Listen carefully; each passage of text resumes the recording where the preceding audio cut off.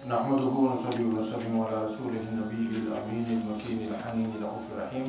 अम्मा बाद फ़अऊज़ु बिल्लाहि मिनश शैतानिर रजीम। बिस्मिल्लाहिर रहमानिर रहीम। मोहतरम नाज़रीन व सामीन किराम, अस्सलामु अलैकुम व रहमतुल्लाहि व बरकातुहू।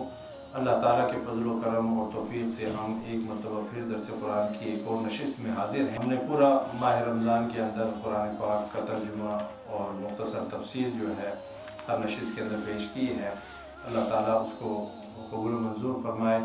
और आप इस सिलसिले की जो रिकॉर्डिंग्स हैं वो हमारे यूट्यूब चैनल के ऊपर देख सकते हैं। उसको सब्सक्राइब भी करें और उसको दूसरे अपने दोस्त अहबाब के साथ भी शेयर करें ताकि जो भी कुरान पाक का तर्जुमा तफसीर सुनना चाहे वो सुन सके।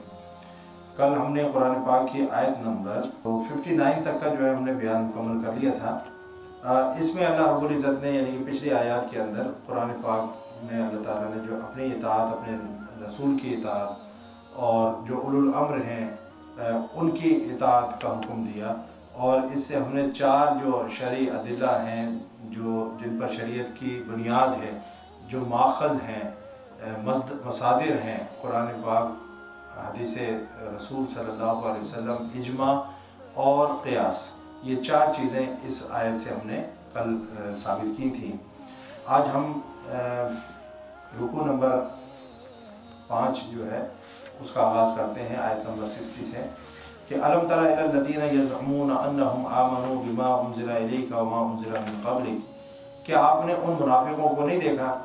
अब आप देखें कि पीछे यहूदियों का, मुनाफिकों का एक सिलसिला जो है वो चला आ रहा है और उनकी जो आदात व अतवार थी, जो तौर तरीक़े थे, जिस तरह वो मुसलमानों के साथ जो है अपनी हसद और दुश्मनी का इजहार करते थे, तो वो सारा अल्लाह रब्बुल इज़्ज़त ने बयान फरमाया। और बयान करने का बुनियादी मकसद ये है कि मुसलमानों को पहचान हो जाए, क्योंकि वो तो एक खालिस दिल के साथ ईमान ले आए थे, सच्चे दिल के साथ ईमान ले आए थे, खरे लोग थे।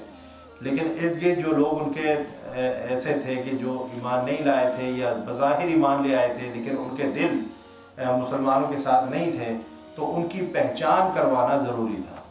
ये अल्लाह के लिए बहुत आसान था कि अल्लाह ताला जो है वही नाज़िल फरमा देता और एक एक नाम जो है बयान फरमा देता और उनकी पहचान हो जाती है, मुसलमान उनसे अलग थलग हो जाते हैं। तो अल्लाह ताला ने उनकी यानी कि प्रैक्टिकली जांच पड़ताल करवाई कि ये लोग जो है खुद एक्सपोज हों और ख़ुद जिसको कहता है ना नंगे हों, ये अपने आप को मुसलमानों के लिबादे में और मुसलमानों की सफ़ों में मुसलमान कहलवाते हैं। और डेफिनेटली जो सादा लोग मुसलमान थे वो उनकी बात को जो है वो एक्सेप्ट भी करते थे। तो अब ज़रूरी था कि एक बाकायदा जो है इस तरह से मामलात हों कि ये ख़ुद ब खुद एक्सपोज होते चले जाए और अल्लाह ताला को नाम ना लेने पड़े, ये ख़ुद कहें कि मुनाफिक हैं, इनके करतूत जो है मुनाफिकाना है, इनकी हरकतें मुनाफिकाना हैं। समझे ना, ये टू फेसेस पीपल हैं। मुनाफिक किसको बोलते हैं? यानी कि आप यूँ देखें कि नफ़क बोलते हैं सुरंग को। आप जब जाते हैं सऊदी अरब, आपने देखा होगा वो जो दो सुरंगें हैं उस पर लिखा होता है नफ़क, नून फा काफ। क्यों नफ़क क्यों बोलते हैं सुरंग को? क्योंकि उसके दो मुंह होते हैं। सुरंग के दो मुंह होते हैं, एक मुंह से आप दाखिल होते हो और दूसरे मुंह से निकलते हो, ठीक है ना, दो मुंह होते हैं। सिक्के को भी, इसको भी नफ़का, नान नफ़का आपने सुना होगा, नफ़का। सिक्के को जो है नफ़का क्यों बोलते हैं? इसलिए बोलते हैं कि इसके भी दो मुंह होते हैं। सिक्के के भी दो मुंह होते हैं, हेड एंड टेल। एक मुंह नहीं होता, हेड एंड टेल। तो चूंकि सुरंग के भी दो मुंह होते हैं, सिक्के के भी दो मुंह होते हैं, इसलिए उसको नफ़का और नफ़क बोलते हैं। मुनाफिक भी इसी से है। मुनाफिक को मुनाफिक क्यों बोलते हैं? कि उसके दो चेहरे होते हैं। दिखाने वाला चेहरा और होता है, जिसका कहते हैं ना हाथी के दांत, दिखाने की और खाने की और। इसी तरीके से जो मुनाफिक होता है वो दुनिया के सामने ये चेहरा रख रहा होता है कि मैं मुसलमान हूँ, और अंदर से वो मुसलमान नहीं होता। तो ऐसे शख्स को जो है हिपोक्रेट भी बोलते हैं। एक लिबास भी आता है, उसको टर्न कोट बोलते हैं हम लोग इंग्लिश में। टर्न कोट कौन सा होता है कि उसको आप ऐसे करके पहन लें اور چاہیں اس کو اندر سے دوسری طرف سے بھی آپ دونوں طرف سے وہ پہنا جاتا ہے. جس طرف سے چاہیں آپ پہن لیں تو وہ الٹا نہیں ہوتا, دونوں طرف سے سیدھا ہی ہوتا ہے, ٹھیک ہے نا. ایسے کوٹ کو بھی جو ہے ٹرن کوٹ بولتے ہیں, رینی گیٹ بولتے ہیں, ٹھیک ہے نا. تو منافق بھی جو ہے وہ ایسے ہی ہوتا ہے, ادھر سے بھی اور ادھر سے بھی دونوں طرف وہ ہوتے ہیں. مذبذبین بین ذلک لا الہ ہؤلاء ولا الہ ہؤلاء, ان کو جو ہے کہ وہ ادھر ہیں کہ ادھر ہیں.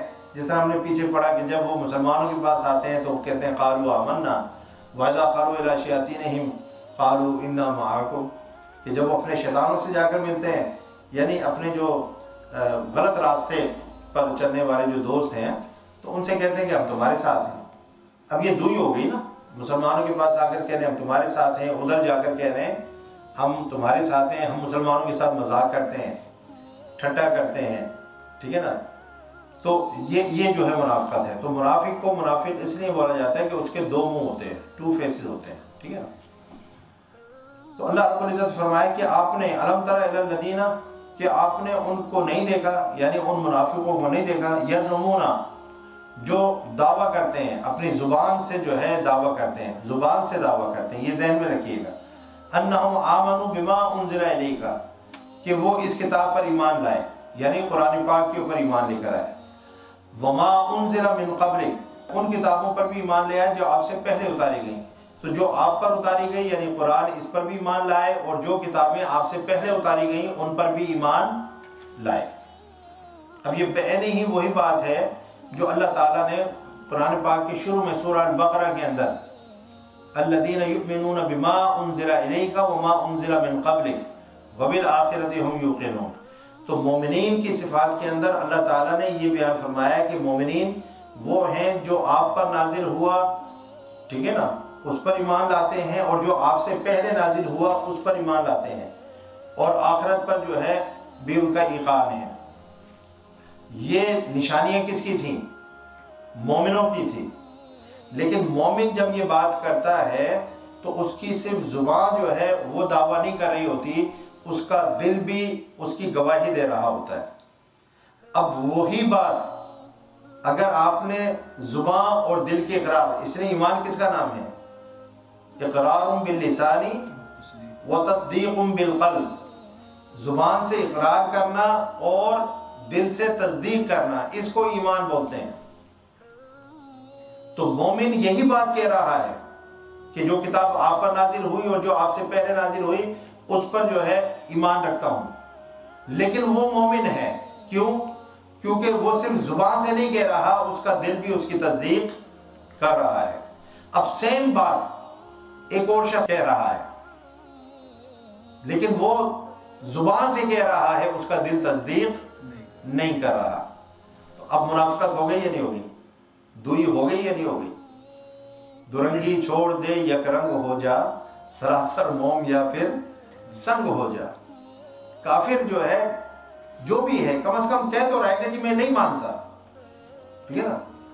تم جو ہے نہ ہیوں میں ہو نہ شیوں میں ہو, نہ مومنوں میں ہے نہ کافروں میں ہو, بظاہر تم کہتے ہو کہ میں ایمان لایا اور اندر سے تم ایمان نہیں لاتے. تو یہ کفر سے بھی بدتر ہے, یہ جو عمل ہے یہ کفر سے بھی بدتر ہے. اس لیے جہنم کے اندر جو اسفل السافلین جو ہوگا, جو جہنم کا سب سے بدتر جو ہے مقام ہوگا اور سب سے نچلا درجہ ہوگا, جہاں سب سے زیادہ سخت عذاب دیا جائے گا, اس میں اللہ تعالیٰ منافقین کو رکھے گا. یہ اتنا بڑا جو ہے جرم. وہ دعویٰ کرتے ہیں زبان سے کہ وہ اس کتاب پر بھی ایمان لائے جو آپ کی طرف اتارا گیا, اور ان آسمانی کتابوں پر بھی جو آپ سے پہلے اتاری گئیں. لیکن اب یہ کہتے ہیں کہ اس کتاب پر ہم ایمان لائے. اب جب اس کتاب پر جو ہے آپ ایمان لے آئے ہو تو پھر یعنی کہ اپنی زندگی کے جو بھی فیصلے ہیں اس کتاب کے مطابق کرو نا. جی, جب میں اگر کہتا ہوں کہ میں قرآن پر ایمان رکھتا ہوں تو میں اپنی زندگی میں جو بھی فیصلے لوں گا یا کرواؤں گا وہ کوشش یہ ہوگی کہ قرآن پر مبنی ہو, دین پر مبنی ہو, ٹھیک ہے نا. یہ تو نہیں نا کہ میں ہوں مسلمان اور فیصلے میرے جو ہے باہر ہوں, دین سے باہر ہوں. میرے اوپر کون سا نظام اپلائی ہوگا؟ اسلام کا نظام اپلائی ہوگا نا. میں جب مسلمان ہوں, میں دین کی طرف رجوع کروں گا، میں قرآن کی طرف رجوع کروں گا۔ پیچھے بات ہو گئی نا کہ جب تنازع ہو تو پھر اللہ اس کے رسول کی طرف رجوع کیا جاتا ہے، تو قرآن اور حدیث کی طرف جو ہے رجوع کرنا ہے۔ لیکن اب ان کا عمل کیا ہے منافقوں کا؟ زبان سے تو کہتے ہیں کہ ہم اس کتاب پر ایمان لے آئے، لیکن یریدون ان یتحاکموا الی الطاغوت، مگر چاہتے یہ ہیں کہ اپنے مقدمات فیصلے کے لیے شیطان کی طرف لے جائیں، شیطان کی طرف لے جائیں، یعنی احکام الہی سے سرکشی پر مبنی قانون، چونکہ وہ قانون جو ان کے پاس تھا، ان کی کتابوں میں تھا، اس میں تو انہوں نے رد و بدل کر دیا تھا، وہ مکمل جو ہے وہ اس حالت میں کتاب نہیں تھی جس حالت میں نازل ہوئی تھی۔ تو چاہتے یہ ہیں کہ جو مقدمہ ہے اس کو وہ طاغوت کے پاس لے جائیں۔ وقد امروا ان یکفروا بہ، حالانکہ انہیں حکم دیا جا چکا ہے کہ اس کا کھلا انکار کر دیں، یعنی ان کا کھلا انکار کر دیں، یہ انہیں حکم بھی دیا جا چکا ہے، لیکن اس کے باوجود جو ہے ان کی کوشش کیا ہے کہ وہ اپنے فیصلے، اپنے معاملات، فیصلوں کے لیے طاغوت کے پاس لے جائیں۔ اب واقعہ کیا ہوا کہ ایک یہودی تھا اور ایک منافق تھا۔ اب میں نے بتا دیا منافق جو ہے ظاہراً اپنے آپ کو مسلمان کہلواتے تھے، ٹھیک ہے نا۔ اب کسی بات پر ان کے اندر تنازع ہو گیا، یہودی کہنے لگا کہ ہم اس کا فیصلہ جو ہے محمد صلی اللہ علیہ وسلم سے کرواتے ہیں، ان کے پاس لے کر چلتے ہیں، ٹھیک ہے نا، اور وہ ہمارا جو ہے فیصلہ کرتے ہیں۔ اس کی کوشش یہ تھی کہ کعب بن اشرف کی طرف لے جائے جو یہودی عالم تھا۔ منافق یہودی کہہ رہا ہے وہ اپنے یہودی عالم کے پاس نہیں لے کے جا رہا، وہ کہہ رہا ہے محمد فیصلہ کریں گے صلی اللہ علیہ وسلم، اور منافق جو بظاہر اپنے آپ کو مسلمان کہہ رہا تھا وہ کہنے لگا کہ نہیں ہم اس کو جو ہے کعب بن اشرف کی طرف لے چلتے ہیں۔ لیکن بہرحال وہ حضور نبی اکرم صلی اللہ علیہ وسلم کی بارگاہ میں آ گئے تو اب معاملہ ایسا تھا کہ یہودی حق پر تھا اور وہ منافق جو ہے وہ باطل پر تھا، حق پر نہیں تھا۔ تو جب حضور نبی اکرم صلی اللہ علیہ وسلم نے پورا کیس سنا اور استفسار کیا، ادھر ادھر سارا پوچھ کر جو ہے آپ صلی اللہ علیہ وسلم اس نتیجے پر پہنچے کہ یہودی حق پر ہے، تو آپ صلی اللہ علیہ وسلم نے فیصلہ اس شخص کے حق میں نہیں دیا جو بظاہر اپنے آپ کو مسلمان کہتا تھا۔ دیکھیں یہ ہے عدل، بظاہر تو وہ مسلمان کہتا تھا نا، تو حضور نبی اکرم صلی اللہ علیہ وسلم کی بارگاہ میں جو ہے ایک یہودی آیا اور ایک بظاہر مسلمان آیا، تو آپ کا ٹینٹ جو ہے مسلمان کی طرف نہیں تھا، آپ نے یعنی کہ جو ایویڈنسز تھیں، جو وٹنسز تھیں اور جو گراؤنڈ ریالٹی تھی اس کے اوپر اس کیس کا فیصلہ کیا، اور اس کے مطابق وہ یہودی ٹھیک تھا، تو آپ نے جو ہے اپنے مسلمان بظاہر مسلمان کو فائدہ نہیں پہنچایا، جس طرح آج کل کی عدالتیں ہوتی ہیں، ٹھیک ہے نا، آپ نے یہودی کے حق میں فیصلہ دے دیا۔ اب یہ بات اس نام نہاد مسلمان کو پسند نہیں آئی جو اندر سے منافق تھا، اس نے کہا کہ چلو ایسا کرتے ہیں کہ عمر کے پاس چلتے ہیں، عمر جو ہے وہ عادل ہیں، سمجھے نا، فاروق ہیں، ان کے پاس چلتے ہیں۔ تو وہ یہودی جو ہے راضی ہو گیا، وہ حضرت عمر فاروق کے پاس جو ہے چلے گئے، اور وہاں جا کر یہودی نے پھر سارا قضیہ جو سنایا اور یہ بھی بتایا کہ ہم پہلے محمد صلی اللہ علیہ وسلم کے پاس گئے تھے اور انہوں نے تو میرے حق میں فیصلہ دے دیا تھا، لیکن یہ مطمئن نہیں ہے، یہ مطمئن نہیں ہے، اور اپنے اطمینان کے لیے یہ آپ کے پاس آیا ہے کہ عمر سے سیکنڈ اوپینین لے لی جائے، عمر سے جو ہے اس کا فیصلہ کروا لیا جائے۔ جب حضرت عمر فاروق رضی اللہ تعالیٰ انہوں نے اطمینان کر لیا کہ معاملہ ایسا ہی ہے، تو آپ نے کہا کہ ذرا ٹھہرو، عمر تمہارا فیصلہ کرتا ہے۔ آپ رضی اللہ تعالیٰ عنہ اندر گئے، تلوار نکال کر لائے، اور اس مسلمان جو کہ نام نہاد مسلمان تھا، اندر سے وہ منافق تھا، آپ نے اس کا سر تن سے جدا کر دیا۔ اس نے کہا جو حضور کو حکم نہیں مانتا اور حضور کے فیصلے کو من و عن قبول نہیں کرتا، خوش دلی کے ساتھ قبول نہیں کرتا، عمر کا اس کے حق میں یہ فیصلہ ہے۔ سبحان اللہ۔ اب صورتحال یہ ہوئی کہ بظاہر تو مسلمان تھا نا، بظاہر تو، اب یہ اپنی نوعیت کا پہلا کیس تھا اس طرح کا، اس سے پہلے کبھی نہیں ہوا کہ اس طرح کسی کی گردن جو ہے اڑائی گئی ہو۔ تو معاملہ جو ہے حضور نبی اکرم صلی اللہ علیہ وسلم، اس کے جو ورثاء تھے، ٹھیک ہے نا، وہ کیس جو ہے حضور نبی اکرم صلی اللہ علیہ وسلم کی بارگاہ میں لے آئے۔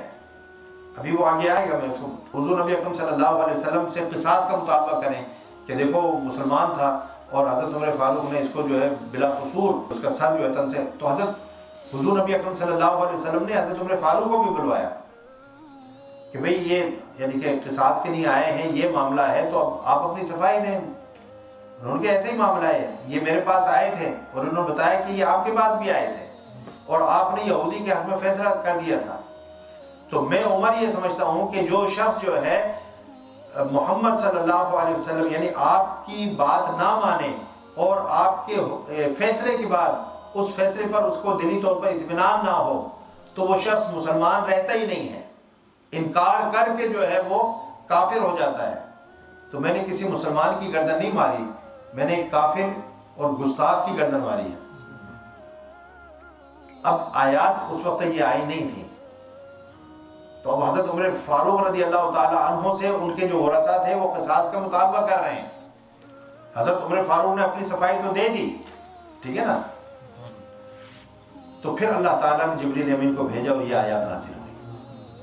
ابھی آگے اور بھی آ رہی ہیں آیتیں، ٹھیک ہے نا، تو اب یہ آپ کو سمجھنے میں آسانی ہو جائے گی، ٹھیک ہے۔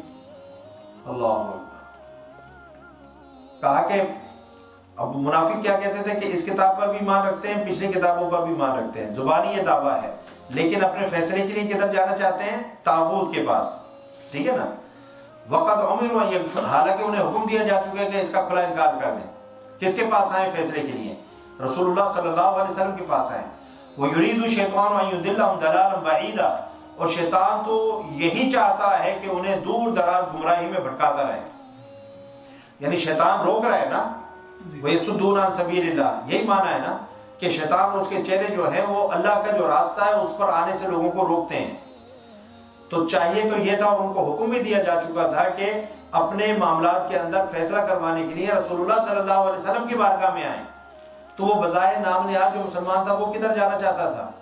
وہ یہودی عالم کے پاس جانا چاہتا تھا، بس ہے جسے اللہ نے منع کیا تھا۔ اب آگے اللہ رب العزت جو ہے ارشاد فرما رہا ہے وَإِذَا قِيلَ لَهُمْ تَعَالَوْا إِلَىٰ مَا أَنزَلَ اللَّهُ وَإِلَىٰ رَسُولِهِ، اور جب ان سے کہا جاتا ہے کہ اللہ کے نازل کردہ قرآن کی طرف، رسول اللہ صلی اللہ علیہ وسلم کی طرف آ جاؤ۔ اب وہ یہودی کیا کہہ رہا تھا کہ محمد کی طرف چلتے ہیں، ٹھیک ہے نا، گو کہ وہ کلمہ تو نہیں پڑھتے تھے لیکن ان کو اس بات کا جو ہے پکا یقین تھا کہ اس دربار میں، اس بارگاہ میں آنے کے بعد کہ ظلم اور زیادتی ہو نہیں سکتی، ناانصافی ہو نہیں سکتی۔ محمد کے پاس جائیں گے تو وہ انصاف ہی کریں گے، چاہے ہم ان کا کلمہ پڑھیں یا نہ پڑھیں، لیکن اس دربار سے جو ہے ناانصافی کی امید اور توقع بالکل بھی نہیں ہے۔ یہ یہودیوں کا اعتقاد تھا، ایمان تھا، ٹھیک ہے نا، اتنا آپ کے اوپر جو ہے وہ اعتماد کرتے تھے۔ تو جب جو ہے ان سے کہا جاتا ہے منافقوں سے کہ اللہ کے نازل کردہ قرآن کی طرف اور رسول اللہ صلی اللہ علیہ وسلم کی طرف آؤ، تو رأیت المنافقین یصدون عنک صدودا، تو آپ منافقوں کو دیکھیں گے کہ وہ آپ سے گریزہ رہتے ہیں، آپ کی طرف رجوع نہیں کرتے، آپ سے گریزہ رہتے ہیں، آپ سے جو ہے دور بھاگتے ہیں، کیونکہ ان کو معلوم ہے کہ یہاں پر کوئی جانبداری، پارشلزم نہیں ہوگی۔ کیا منافق کو نہیں معلوم تھا کہ میں حق پر نہیں ہوں، میں غلط ہوں اپنے مقدمے میں، اپنے کیس میں؟ پتہ تھا نا، اور اس کو یہ بھی معلوم تھا کہ محمد صلی اللہ علیہ وسلم وہ اللہ کے نبی ہیں، وہاں پر میں جاؤں گا تو ایکسپوز ہو جاؤں گا۔ اور جہاں پر وہ جانا چاہتا تھا کعب بن اشرف، وہ بڑا رشوت خور آدمی تھا، پیسے شیسے بھی لیتا تھا اور لوگوں کے فیصلے جو ہے ان کی من مرضی کے مطابق بھی کرتا تھا۔ تو اس لیے تو وہ منافق یہودی کو بھی وہاں لے کر جانا چاہتا تھا کہ بھئی ایسی جگہ جاؤ جہاں پر کوئی گنجائش ہیرا پھیری کی ہو، کوئی لاہور ہائی کورٹ میں جاؤ، ٹھیک ہے نا۔ تو وہ تو جو ہے ہائی کورٹ ایسی ہے کہ جہاں پر کوئی نہ رشوت ہے، نہ کوئی سفارش ہے، کچھ بھی نہیں ہے، جو بھی ہے حق اور انصاف کے مطابق فیصلہ ہوگا۔ تو اللہ تعالیٰ فرما رہا ہے کہ ان کو دیکھیں گے آپ کہ وہ جو ہے منافقوں کو جب کہا جاتا ہے کہ اللہ کی طرف، قرآن کی طرف آؤ، رسول کی طرف آؤ، تو وہ آپ کی طرف آنے سے گریزہ ہوتے ہیں، ہچکچاتے ہیں، نہیں آتے، کیونکہ پتہ ہے کہ یہاں ایکسپوز ہو جائیں گے اور یہاں انصاف ہی ہوگا، ظلم اور زیادتی نہیں ہو سکتی، رشوت اور سفارش نہیں چلے گی۔ اللہ اکبر۔ پھر اللہ رب العزت فرماتا ہے فَكَيْفَ إِذَا أَصَابَتْهُم مُّصِيبَةٌ، مصیبۃ بما قدمت ایدیہم، پھر اس وقت ان کی حالت کیا ہوگی جب اپنی کارستانیوں کے باعث ان پر کوئی مصیبت آن پڑے، ان پر کوئی مصیبت آن پڑے۔ اب مصیبت کیا آن پڑی؟ وہ بندہ قتل ہو گیا نا۔ یہاں پر مصیبت سے مراد کیا ہے کہ وہ بندہ جو حضور نبی اکرم صلی اللہ علیہ وسلم کا فیصلہ جس نے نہیں مانا اور عمر فاروق کے پاس گیا تو وہ بندہ قتل ہو گیا، اس کی گردن ماری گئی۔ اب یہ مصیبت تھی ان کے لیے۔ اب اس کے جو ورثاء ہیں ان کے بارے میں اللہ تعالیٰ فرما رہے ہیں کہ اس وقت ان کی کیا حالت کیا ہوگی جب اپنے کارستانیوں کے باعث ان پر کوئی مصیبت آن پڑے۔ تو یہ جو مصیبت آئی، اس کی جو گردن ماری گئی، یہ اس کی اپنی کارستانیوں کی وجہ سے تھی نا۔ اگر وہ حضور اکرم صلی اللہ علیہ وسلم کے کیے ہوئے فیصلے کو مینوان تسلیم کر لیتا، کوئی حیل و حجت نہ کرتا، عمر فاروق کے پاس نہ جاتا رضی اللہ تعالیٰ عنہ، تو قتل ہوتا۔ تو اپنی کارستانیوں کی وجہ سے، اپنی حرکتوں کی وجہ سے اور اپنی بے ایمانی اور منافقت کی وجہ سے وہ اس مصیبت کا شکار ہوئے، ٹھیک ہے نا۔ ثم جاؤک یحلفون باللہ ان اردنا الا احسانا و توفیقا، پھر جب آتے ہیں، اب وہ تو مر گیا نا، اب وہ تو نہیں آ کر اٹھ کر کہے گا کہ جی میں کیوں گیا تھا، لیکن اس کے جو ورثاء ہیں اب آ کر جو ہے وہ باتیں بنا رہے ہیں، ٹھیک ہے نا۔ وہ کیا کہہ رہے ہیں؟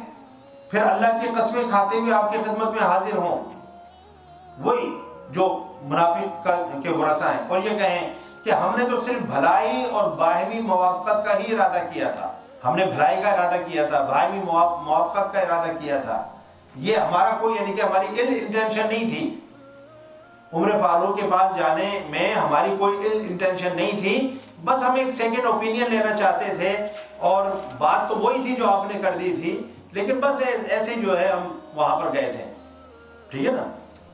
تو اس طرح سے جو ہے اپنی اس کارستانیوں کو چھپانے کے لیے، اپنی منافقت کو چھپانے کے لیے، تو وہ آ کر حضور نبی اکرم صلی اللہ علیہ وسلم کی بارگاہ میں جو ہے اللہ کی قسمیں اٹھا کر جو ہے وہ یہ کہتے کہ ہم تو بس جو ہے بھلائی کے نہیں گئے تھے، کوئی ہمارا ارادہ برائی کا نہیں تھا، نعوذ باللہ کوئی ایسا نہیں تھا کہ آپ کے کوئی فیصلے سے ہمیں کوئی دلی کوئی ناراضگی تھی، ہمارا دل خوش نہیں تھا آپ کے فیصلے پر، وہ تو ویسے ہی ہم گئے تھے کہ عمر فاروق کے پاس بھی جا کر دیکھ لیتے۔ اللہ فرماتے ہیں اولئک الذین جعلهم اللہ ما فی قلوبہم، یہ وہ لوگ ہیں، یہ وہ منافق ہیں، یہ وہ مفسد ہیں، فساد پھیلانے والے ہیں کہ اللہ ان کے دلوں کی ہر بات کو خوب جانتا ہے۔ یہ جو قسمیں اٹھا کر باتیں کر رہے ہیں نا زبان سے، یہ بات ان کے دل میں نہیں ہے۔ گئے تو اس لیے تھے کہ فیصلے پر اطمینان نہیں تھا، اور وہ ادھر گئے تھے کہ شاید ہو سکتا ہے فیصلہ ہمارے حق میں ہو جائے، ٹھیک ہے نا۔ اب بات یہ ہے کہ دیکھیں، آپ ہائی کورٹ سے کوئی فیصلہ ہو جائے، اس کی اپیل آپ سپریم کورٹ میں کر سکتے ہیں، آپ نیچے سے اوپر کی اپیلیٹ بینچ کے اندر جا سکتے ہیں، لیکن جب سپریم کورٹ کوئی فیصلہ کر دے تو آپ اس کیس کو لے کر ہائی کورٹ میں نہیں آ سکتے، نچلی کورٹ میں نہیں آ سکتے۔ یہ سپریم کورٹ کی بھی بےعزتی ہے یا نہیں؟ حضور نبی اکرم صلی اللہ علیہ وسلم سے اوپر کسی یعنی کہ اپیل کی گنجائش نہیں تھی۔ آپ صلی اللہ علیہ وسلم اللہ کے نبی تھے، اور آپ جو ہے سپریم کورٹ سے بھی افضل و اعلیٰ تھے، برتر تھے، یعنی آپ کے بعد کوئی اور ایسی کورٹ نہیں تھی جہاں سے فیصلہ لیا جاتا۔ تو ان کا حضرت عمر فاروق کے پاس جانا رضی اللہ تعالیٰ عنہ ایسے ہی ہے جیسے سپریم کورٹ سے ایک فیصلہ خلاف ہو جائے اور اس فیصلے پر جو ہے یعنی رضامندی ظاہر نہ کی جائے، اطمینان ظاہر نہ کیا جائے، اور اس کو لے کر ہائی کورٹ میں آیا جائے، تو ہائی کورٹ کیا کہے گی کہ یہ اللہ کے بندو، سپریم کورٹ نے فیصلہ کر دیا ہے، ہماری تو یہ جورسڈکشن ہی نہیں ہے کہ ہم اس کی ہیئرنگ کریں، اس کی سماعت کریں، سپریم کورٹ نے فیصلہ کر دیا ہے۔ اب سنیں، لیکن سپریم کورٹ کے فیصلے کا انکار کرنا کفر نہیں ہے کیا؟ سپریم کورٹ کے فیصلے کا انکار کر بھی دے توہین عدالت ہو جاتی ہے، سزا وہ بھی دے سکتے ہیں توہین عدالت میں، ٹھیک ہے نا، لیکن کفر نہیں ہے، کفر نہیں ہے۔ لیکن نبی کے فیصلے کے خلاف جانا یہ کفر ہے، نبی کوئی بات کہہ دے اس کا انکار کر دینا کفر ہے، نبی کوئی فیصلہ صادر فرما دے اس کو نہ ماننا کفر ہے، بندہ دائرہ اسلام سے خارج ہو جاتا ہے۔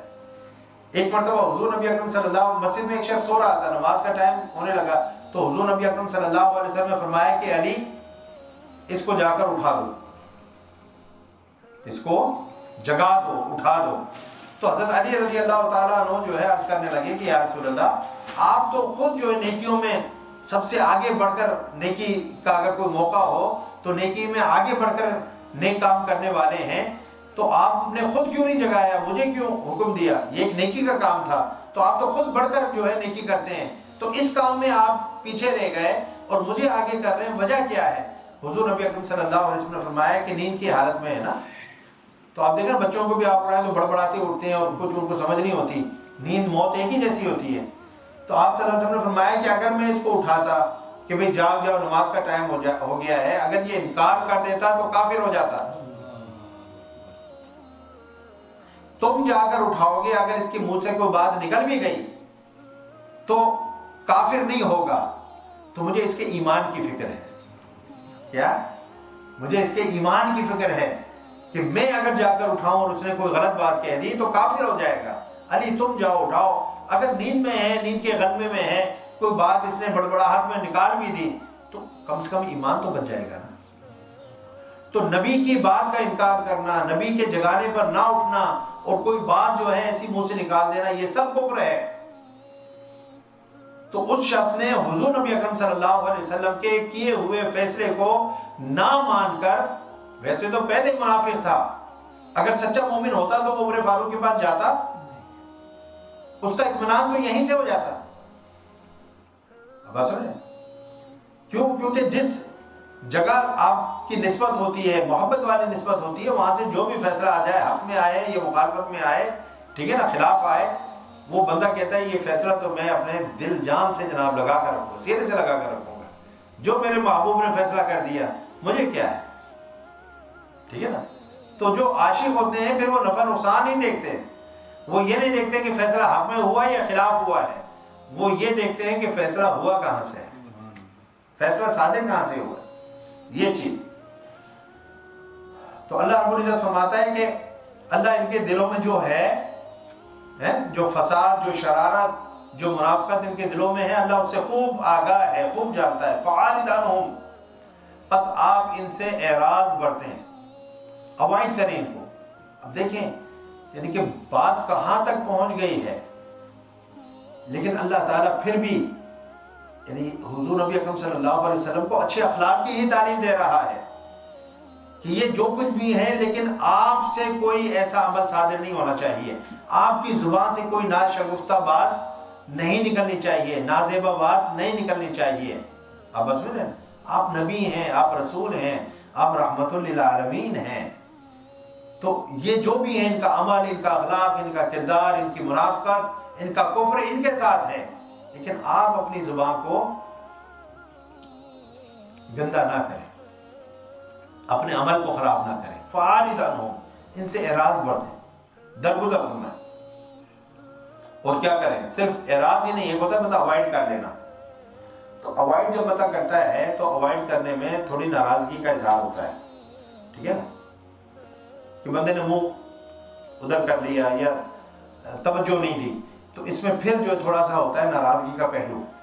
اللہ نے فرمایا وَعِظْهُمْ، صرف اعراض نہ برتیں، مقصد کہ ان کی غلطیوں پر اعراض برتیں، گرفت نہ فرمائیں، اور انہیں نصیحت کرتے رہیں، نصیحت کریں، ایڈمونش دیم، ٹھیک ہے نا۔ اور پھر کیا کریں؟ وَقُلْ لَهُمْ فِي أَنفُسِهِمْ قَوْلًا بَلِيغًا، اور ان سے ان کے بارے میں مؤثر گفتگو فرماتے رہیں، ایسی گفتگو فرماتے رہیں جس سے ان کے دل خوش ہوں، ان کے دل راضی ہوں، کوئی تلخ بات، تنزیہ بات، طعن و تشریح پر مبنی بات نہ کریں جس سے ان کے دل دکھیں۔ اب اندازہ کیجئے کہ منافق ہیں جو اسلام کا لبادہ اوڑھ کر اور نام نہاد مسلمان بن کر مسلمانوں کی صفوں میں بیٹھے ہوئے ہیں، ان کے ساتھ نمازیں پڑھ رہے ہیں، ان کے ساتھ جہاد پر جا رہے ہیں، ٹھیک ہے نا، ان کے بارے میں بھی اللہ تعالیٰ فرما رہا ہے کہ ان کے ساتھ یہ سلوک کرو۔ فَعَارِضْ عَنْهُمْ وَعِظْهُمْ وَقُلْ لَهُمْ فِي أَنفُسِهِمْ قَوْلًا بَلِيغًا۔ یہ ہے اسلام۔ اسلام دشنام ترازی کا، گالم گلوچ کا، بےہودگی کا، ٹھیک ہے نا، اور منبر رسول پر جو ہے بڑی بڑی گالیاں بکنے کا اور اوئے توئے کر کے بات کرنے کا نام دین نہیں ہے۔ کافروں کے ساتھ میرے نبی کس طرح سے برتاؤ کر رہے ہیں. وہ جو نجران کے پادری آئے تھے ان کے ساتھ کتنی محبت کے ساتھ باقاعدہ مذاکرہ ہوا ہے اور ڈیبیٹ ہوئی، آرگومنٹس پیش کیے، گالیاں تو نہیں بکیں، ان سے یہ تو نہیں کہا کہ تم خبیث ہو، بلکہ وہ آئے تو مسجد نبوی کے اندر ان کی عبادت کا جب وقت ہوا تو انہوں نے کہا ہم عبادت کہاں کریں. وہ دور سے آئے تھے، مدینے کے تو نہیں تھے نا، نہ مدینے میں کسی اور، تو مدینے مسجد نبوی کے اندر ہی وہ ڈیلیگیشن ٹھہرا.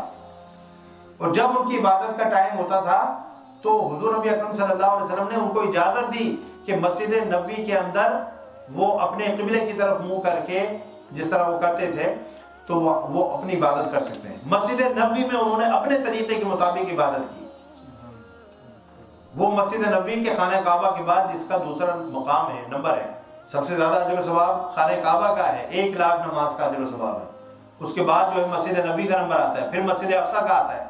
تو اتنی جو ہے عظیم مسجد کے اندر حضور نبی اکرم صلی اللہ علیہ وسلم نے ان کو ٹھہرایا بھی، اور ڈیفینیٹلی انہوں نے کھانا پینا بھی وہیں پر کیا ہوگا، بستر بھی لے کر آئے ہوں گے، سارا کچھ وہاں پر ہوا.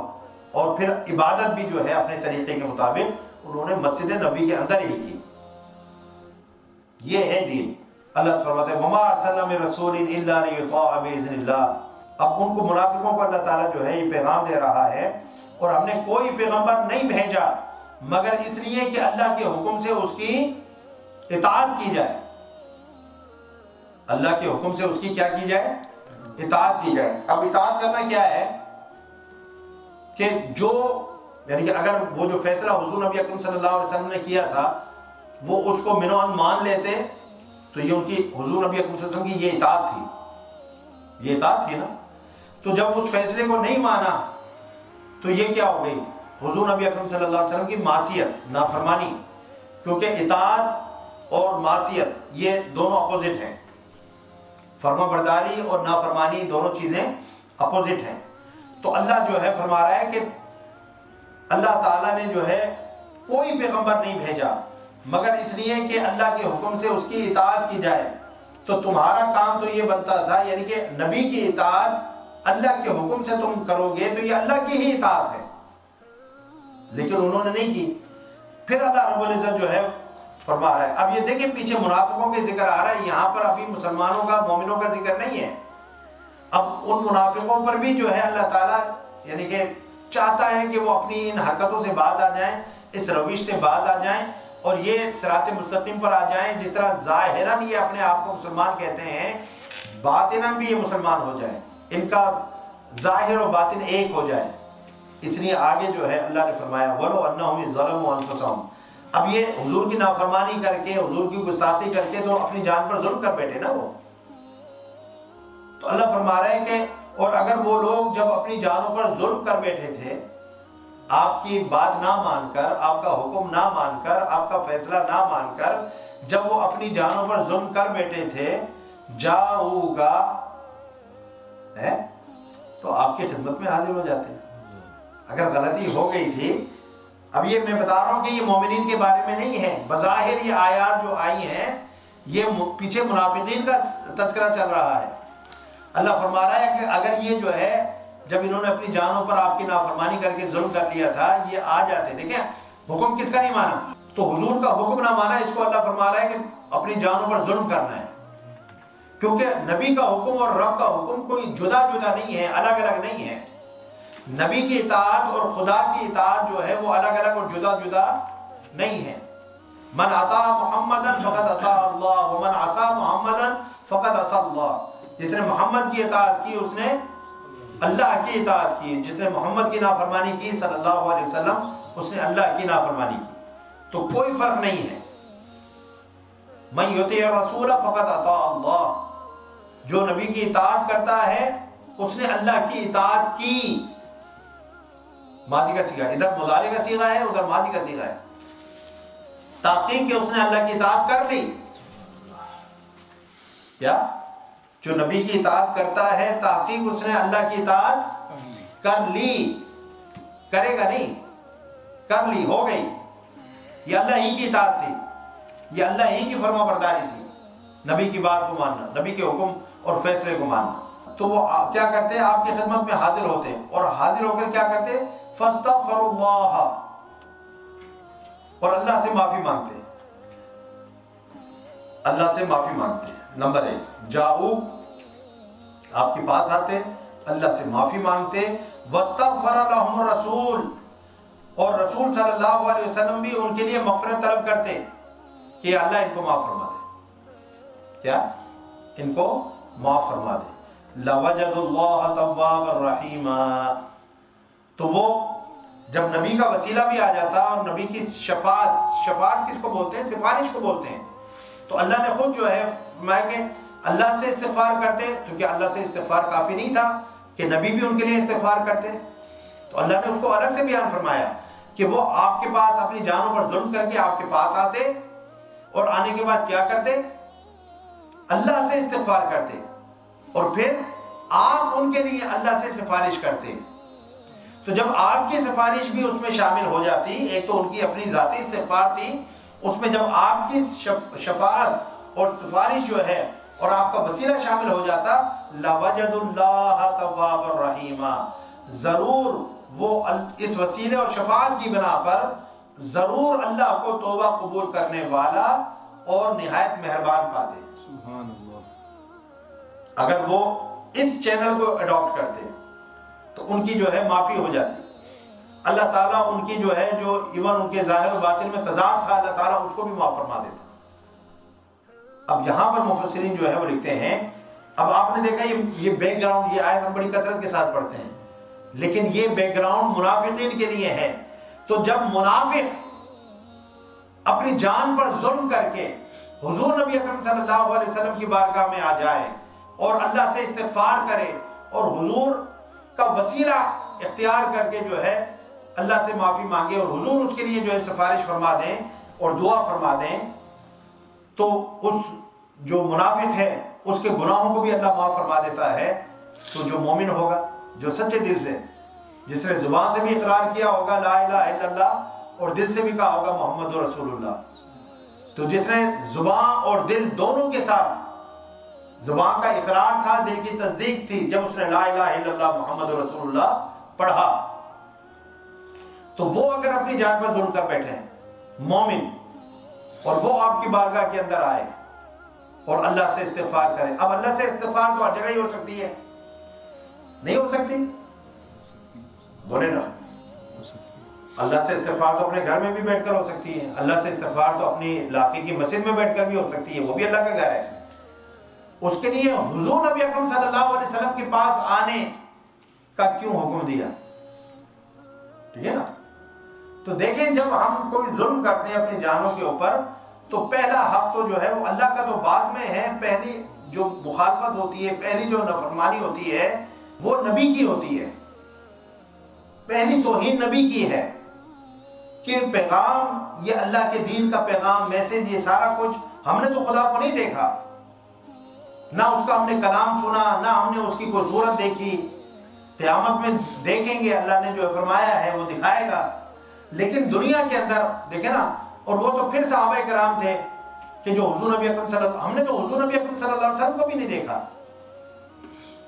لیکن دین ہم تک جو ہے واسطہ مصطفیٰ سے پہنچا ہے، واسطہ انبیاء سے پہنچا ہے، واسطہ رسولان اعظام سے پہنچا ہے۔ تو جب بندہ جو ہے انکار کرتا ہے تو پہلا انکار کس کا ہوتا ہے؟ جو سامنے ہوتا ہے نا، سامنے کون ہے؟ وہ تو نبی ہے، وہ تو رسول ہے۔ چونکہ آپ نے نبی کو مانا نا، نبی نے کہا کہ اللہ ایک ہے، آپ نے کہا ہاں جی اللہ ایک ہے، تو اللہ نے تو آپ کو کوئی ڈائریکٹ جو ہے میسج نہیں بھیجا، اللہ نے تو کوئی آپ سے کلام نہیں کیا کہ بھئی میں ایک ہوں، آپ کے ہاں بولا تو ایک ہے، پھر تو یہ ڈائریکٹ ہو گیا معاملہ کہ اللہ نے کہا تھا، ہم نے سنا کہ اللہ ایک ہے اور ہم نے مان لیا، لیکن اس طرح سے تو ہوتا نہیں ہے نا۔ اللہ اپنے نبی اور رسول کے واسطے سے جو ہے پیغام ہم تک پہنچایا، قل، آپ کہہ دیں۔ اب کہا کس نے؟ واسطہ کون سا آ گیا بیچ میں؟ نبی کا واسطہ آ گیا، رسول کا واسطہ آ گیا۔ قل، آپ فرما دیں، هو اللہ احد، وہ اللہ ایک ہے۔ تو جو درمیان میں واسطہ کون ہو گیا؟ قل کا واسطہ ہو گیا نا۔ آپ کہہ دیں کہ وہ اللہ ایک ہے۔ تو حضور نبی اکرم صلی اللہ علیہ وسلم نے امت کو بتایا، لوگوں کو بتایا هو اللہ احد، وہ اللہ ایک ہے. ہم نے کس کی بات کو مانا؟ حضور نبی اکرم صلی اللہ علیہ وسلم کی بات کو مانا نا. اگر ان کا انکار کر دے تو بندہ مسلمان ہو جائے گا، ان کا انکار کفر ہو جائے گا. ان کی بات کو ماننا یہ دین ہے، یہ ایمان ہے. تو جب انسان جو ہے انکار کرتا ہے یا اقرار کرتا ہے تو وہ اقرار بھی جو ہے اس نبی کی بات کا کر رہا ہے اور انکار بھی اسی کا کر رہا ہے. اللہ کو تو دیکھا ہی نہیں نا، نہ سنا ہے، بات تو ساری تو ایمان ہے ہی. یعنی کہ ایمان کا مطلب کیا ہے کہ ایمان بالرسالت کے بغیر کوئی ایمان معتبر نہیں ہے. اگر کوئی شخص یہ کہے کہ میں اللہ کو ایک مانتا ہوں، اس کی ذات صفات کو بعین ہی ویسے ہی مانے جس طرح سے قرآن کے اندر جو ہے موجود ہیں، لیکن ساتھ یہ کہہ دے کہ میں محمد صلی اللہ علیہ وسلم کو اللہ کا نبی نہیں مانتا، وہ مسلمان ہو جائے گا. اللہ کو مانے، ایک مانے، ان ساری صفات کے ساتھ مانے جو قرآن میں موجود ہیں، لیکن نبی کو نہ مانے، کیا اس کا ایمان معتبر ہے؟ نہیں ہے. ایسے شخص کو مسلمان مومن نہیں کہہ سکتے ہیں.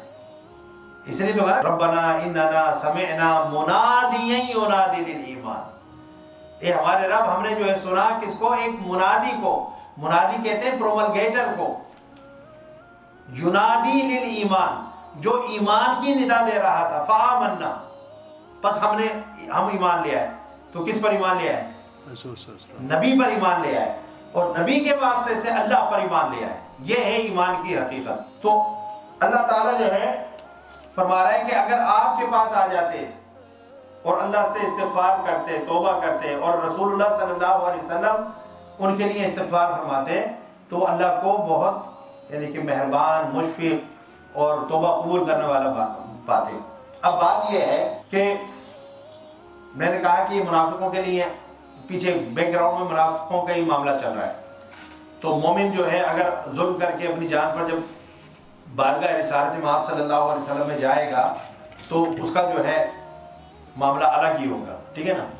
اب تیسری بات یہ ہے کہ اب حضور نبی اکرم صلی اللہ علیہ وسلم تو اس دنیا میں نہیں رہے، وصال فرما گئے. آپ اپنے قبر انور میں جو ہے وہ حیات ہیں، جسم و روح کے ساتھ حیات ہیں. تو آج بھی اب دیکھیں نا، کیا دین جانوں پر ظلم اسی دور میں ہوتا تھا؟ اس دور کے تو لوگ بہت اچھے تھے. حضور نبی اکرم صلی اللہ علیہ وسلم نے فرمایا کہ خیر القرون قرنی ثم الذین یلونہم ثم الذین یلونہم، کہ میرا دور سب سے بہتر ہے. تو جب آپ کا دور جو ہے سب سے بہتر ہے، پھر بھی اس دور میں بھی جو ہے ایسے واقعات ہوئے کہ جب اپنی جانوں پر ظلم ہو گیا، تو ان کے لیے ایک آپشن تھی کہ وہ حضور نبی اکرم صلی اللہ علیہ وسلم کی بارگاہ میں آتے، اللہ سے استغفار کرتے، نبی ان کے لیے استغفار کرتے، تو اللہ جو ہے ان کو معاف فرما دیتا. اب حضور نبی اکرم صلی اللہ علیہ وسلم کے وصال فرما جانے کے بعد قیامت تک جو حضور کی امت ہوگی، کہ اب وہ اپنی جانوں پر ظلم کرنے والے نہیں ہوں گے، اب موت نہیں پکار رہی ہے. تو قرآن کی آیت اگر صرف جو صحابہ کرام کے لیے اس کو اگر مانے، اس دور کے لیے جب حضور ظاہری طور پر حیات تھے، تو آج کے مسلمان نے کیا قصور کیا ہے؟ آج کے مومن کا کیا جو ہے گناہ ہے؟ اگر وہ اپنی جان پر جو ظلم کر بیٹھا ہے، اب وہ کدھر جائے؟ آپ کہتے ہیں جی اب آپ ڈائریکٹ اللہ سے جو ہے استغفار کریں، تو بھئی ڈائریکٹلی استغفار کروانا تھا تو پھر اس وقت کروا لیتے.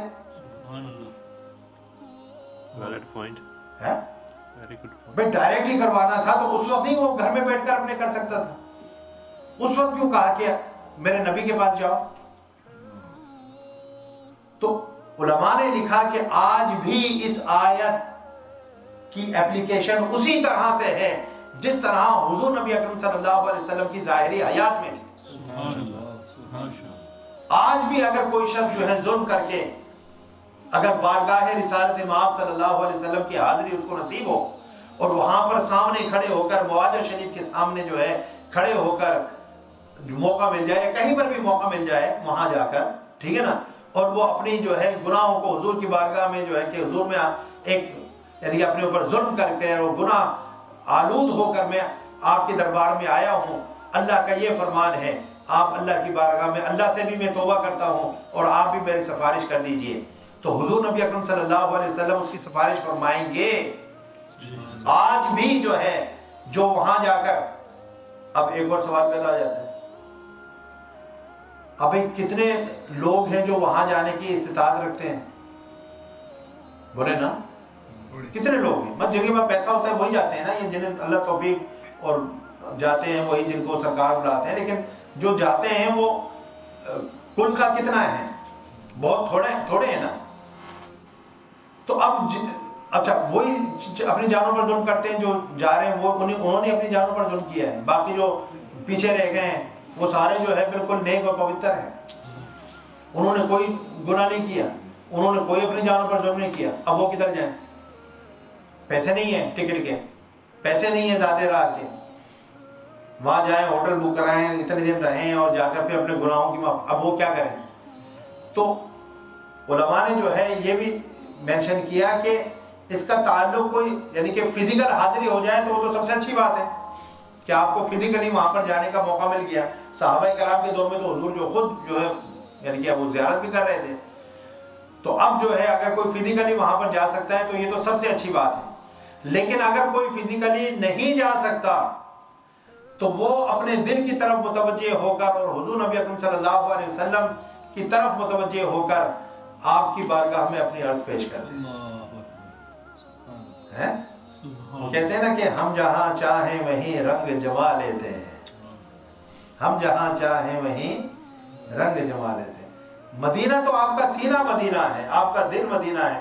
جب اللہ جو ہے اپنے انوار و تجلیات کے ساتھ آپ کے دل کے اندر آ کر جو ہے اپنا ٹھکانہ بنا سکتا ہے اور دل پر اپنے جو ہے دل کو اپنا مسکن بنا سکتا ہے، تو یہ دل مدینہ نہیں بن سکتا، یہ مکہ بن سکتا ہے، مدینہ نہیں بن سکتا۔ تو مکہ اور مدینہ میں کوئی فرق نہیں ہے، بس یہی فرق ہے، وہ خالق ہے، وہ مخلوق ہے، وہ معبود ہے یا عابد ہے، وہ مسجود ہے یا ساجد ہے، ٹھیک ہے نا۔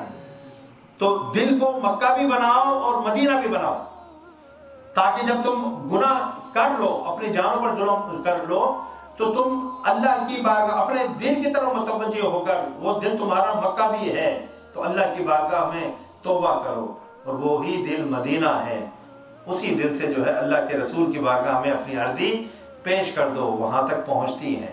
چلو جو کہتے ہیں فرشتے پہنچاتے ہیں تو پہنچا دیں گے نا، بھی ہم تو کہتے ہیں وہ خود سنتے بھی ہیں، کیا سنتے بھی ہیں، لگا لو جو فتویٰ لگانا ہے، ٹھیک ہے نا۔ چلو آپ اتنا تو مانتے ہیں نا کہ ان تک جو ہے امت کے احوال، عرضیاں، شکایتیں، دعائیں، التجائیں وہ پیش کی جاتی ہیں، تو چلو کوئی ہفتے میں کوئی 2 مرتبہ جب پیش کی جاتی ہے تو کوئی نہیں 3-4 دن بعد پہنچ جائے گی۔ پرابلم کیا ہے؟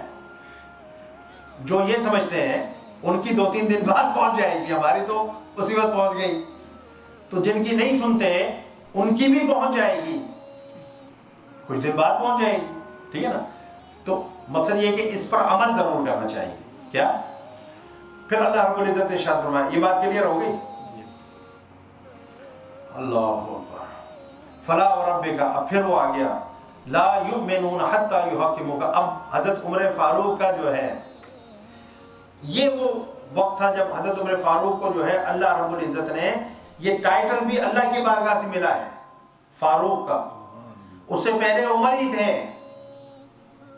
یہ جب واقعہ ہوا ہے تو پہلی مرتبہ حضور نبی اکرم صلی اللہ علیہ وسلم نے حضرت عمر فاروق کو فاروق کا ٹائٹل دیا ہے کہ عمر جو ہے وہ حق اور باطل کے درمیان فرق کرنے والا ہے۔ فاروق کا معنی کیا ہوتا ہے؟ حق اور باطل کے درمیان ڈسٹنگوش کرنے والا، فرق کرنے والا، سپریشن کرنے والا۔ تو اس واقعے جب آپ نے اس کی منافق کی گردن اڑائی، اور پھر جو ہے یہ آیات حضرت عمر فاروق رضی اللہ تعالیٰ عنہ، کیونکہ وہ تو قصاص لینے کے لیے آئے تھے نا، وہ تو بدلہ لینے کے لیے آئے تھے، وہ تو آئے تھے کہ عمر فاروق کو اب سزا ملے گی کہ اس نے بظاہر ایک مسلمان کو جو کلمہ پڑھتا تھا، سمجھے نا، قتل کر دیا۔ تو عمر فاروق رضی اللہ تعالیٰ عنہ نے کلیئر کر دیا کہ میں نے ایک مسلمان کو قتل نہیں کیا، میں نے ایک کافر کو قتل کیا ہے۔ بس میں اب یہ کہ یہ بات ایسے ہے یا نہیں ہے، اس سے پہلے تو قرآن کی کوئی ایسی آیت آئی نہیں تھی۔ اب حضور نبی اکرم صلی اللہ علیہ وسلم خاموش ہو گئے۔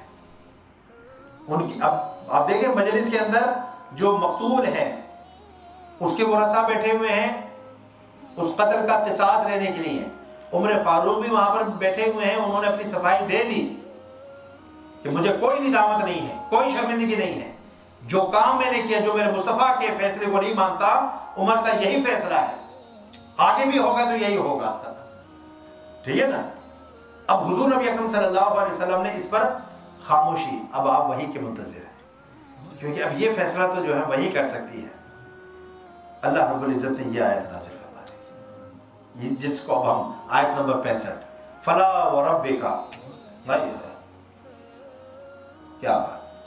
پس اے حبیب آپ کے رب کی قسم، اللہ اپنی قسم اٹھا کر ہیں آپ، یعنی کہ اس بات کے اندر تقویت اور مضبوطی ہے پیدا کرنے کے لیے. اب عمر فاروق کے عمل کی تصدیق میں آیت نازل ہو رہی ہے. اور کتنی قرآن کی آیتیں ہیں جو حضرت عمر فاروق رضی اللہ تعالیٰ عنہ کے مشورے کے مطابق اللہ تعالیٰ نے جو ہے وہ نازل فرمائی.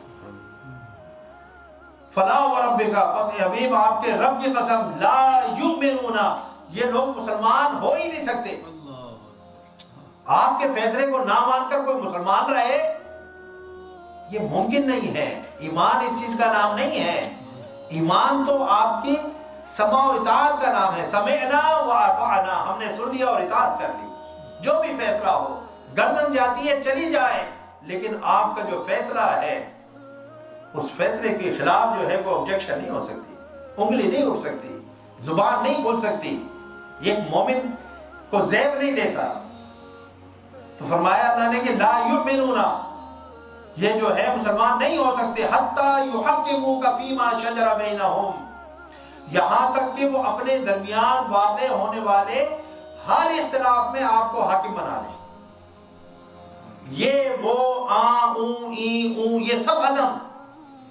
فرمایا کہ ہر معاملے کے اندر، چاہے وہ آئینی ہو، وہ کاروباری ہو، وہ جو ہے سیاسی ہو، سماجی ہو، لین دین کا ہو، مسئلے کے کسی بھی چیز سے نبی جو ہے یہ نہیں کہ یہ جس طرح کورٹس ہوتی ہے نا، ہر کورٹ ایک طرح کی نہیں ہوتی. کچھ کورٹس ہوتی ہیں فوجداری مقدمات سنتی ہیں، کچھ جو ہے ان کے الگ الگ وہ ہوتے ہیں. کچھ ججز جو ہے وہ سول جج ہوتے ہیں، وہ صرف سول میٹرز جو سنتے ہیں. کچھ ججز ہوتے ہیں وہ کرمنل جو ہے میٹرز. اس طرح وکلا بھی جو ہے بھئی میں تو صرف فوجداری مقدمات لیتا ہوں، میں صرف سول میٹرز لیتا ہوں. تو جو سول میٹرز والا وکیل ہوگا وہ فوجداری والے نہیں لیتا، جو فوجداری والا ہو وہ سول والے نہیں لیتا.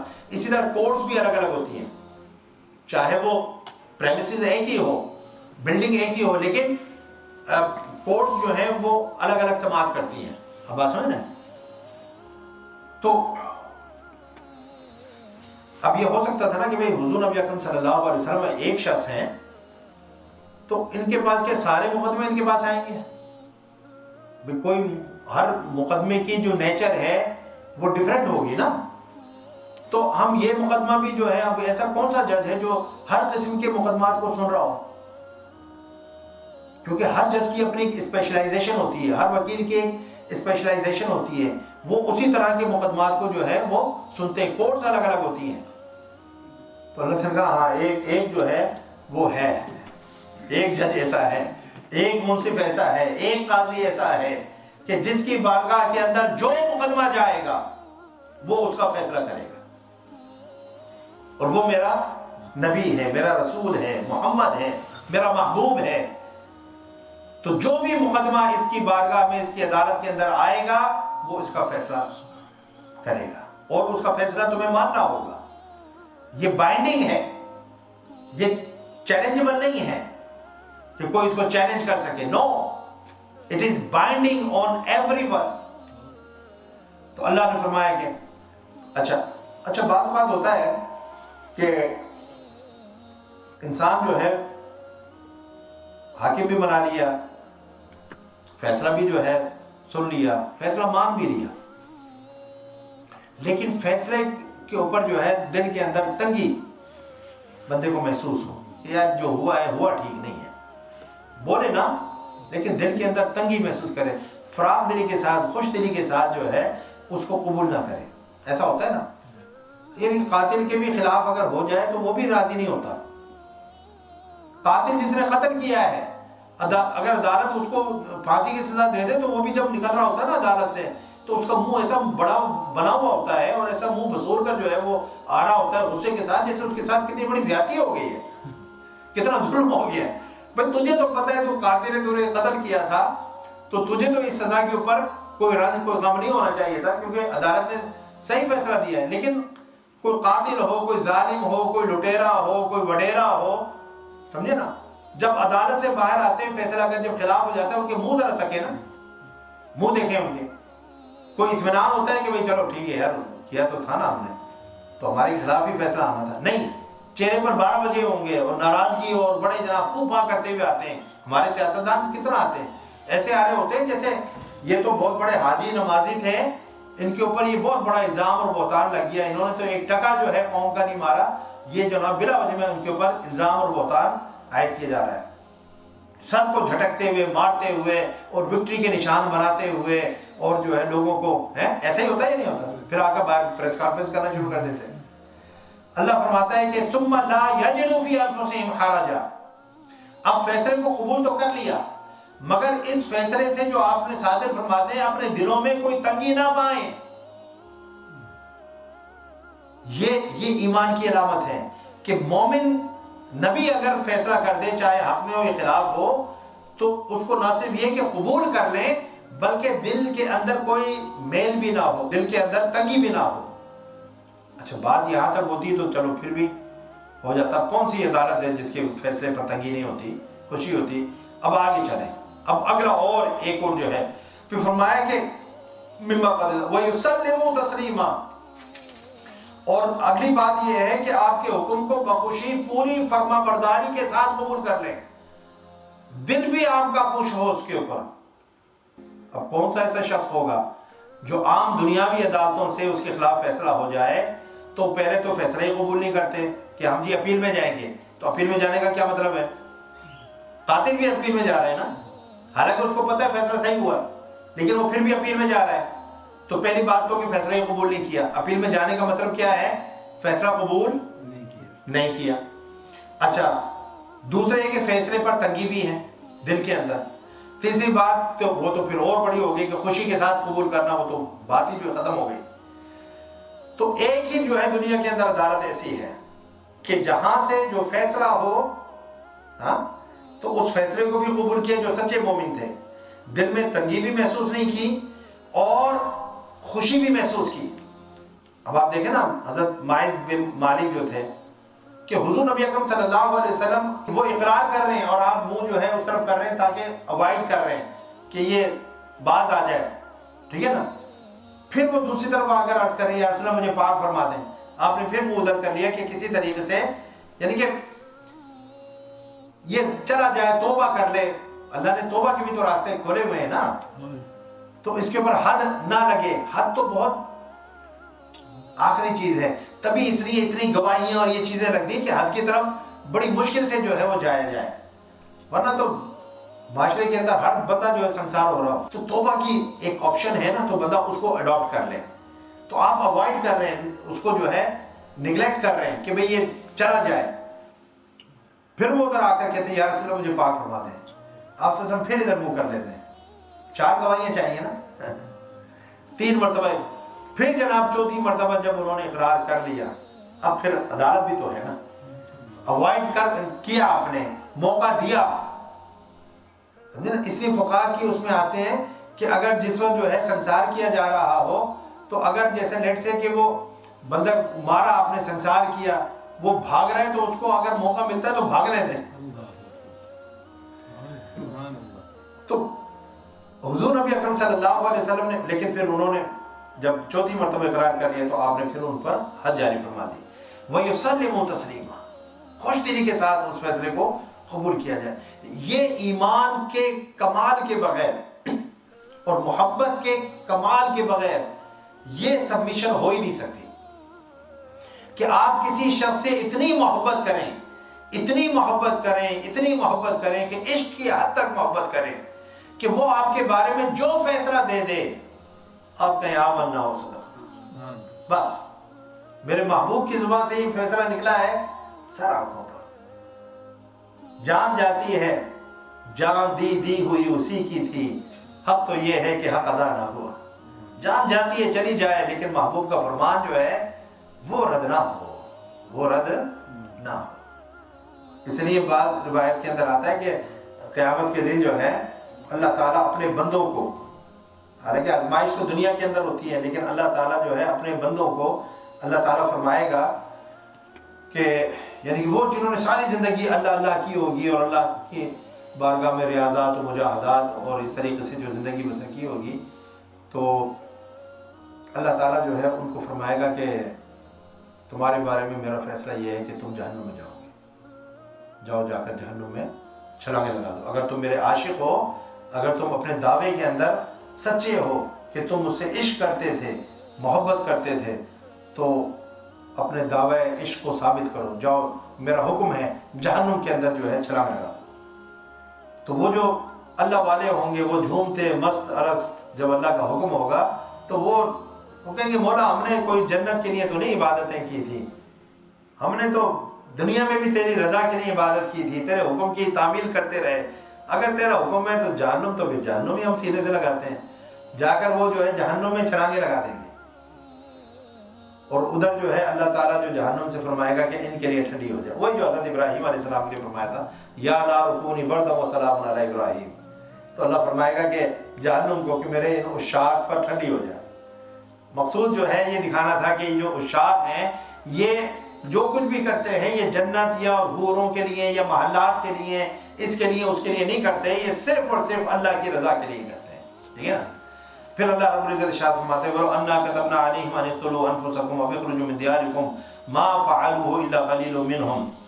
اب انہی جو ہے منافقین کے بارے میں اللہ تعالیٰ فرما رہے ہیں اور اگر ہم ان پر فرض کر دیتے کہ تم اپنے آپ کو قتل کر ڈالو، ٹھیک ہے نا، یا اپنے گھروں کو چھوڑ کر نکل جاؤ، تو ان میں سے بہت تھوڑے لوگ اس پر عمل کرتے، بہت تھوڑے اس پر عمل کرتے ہیں۔ جس طرح پہلے بھی آپ نے دیکھا کچھ جرم ہوئے تو اللہ نے فرمایا کہ اپنے آپ کو قتل کر لو، جب انہوں نے گائے کی پوجا کی تو ایک دوسرے نے جو ہے ایک دوسرے کو قتل کیا، ٹھیک ہے نا۔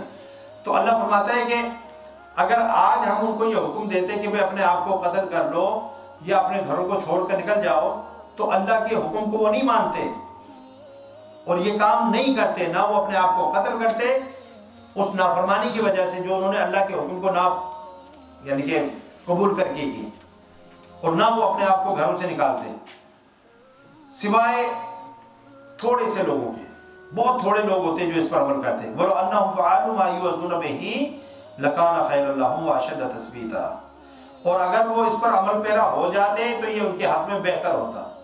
یعنی مقصد یہ ہے کہ گو کہ اس طرح کا حکم جو ہے ان کو نہیں دیا گیا، لیکن اللہ تعالیٰ جو ہے اپنے حکم کی جو اہمیت ہے اور اس کی جو امپورٹنس ہے اس کو بیان کرنے کے لیے کہ اگر اللہ کی طرف سے یہ حکم آ جائے کہ اپنے آپ کو قتل کر لو، یہ حکم آ جائے کہ اپنے آپ کو گھروں سے نکال لو، ٹھیک ہے نا، تو اللہ کے حکم کو فوقیت دو، اللہ کے حکم کو سربلند رکھو۔